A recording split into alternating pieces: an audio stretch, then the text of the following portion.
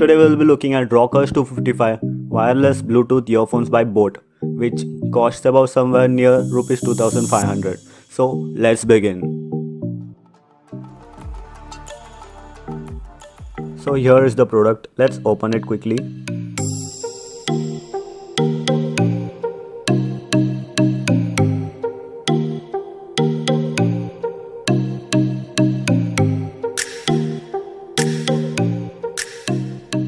The earphone is quite light, so wearing it for long hours should still be comfortable.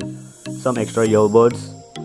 This is some paperwork by boAt and more paperwork by boAt about the other products, which is not quite important right now, so let's keep this aside.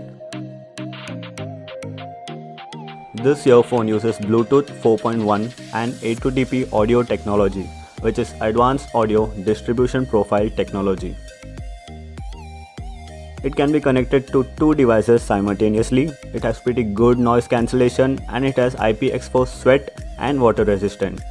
It also has magnetic lock, so when not in use, you can just lock it together. Music playback time is up to 6 hours. We have on the left side boAt logo,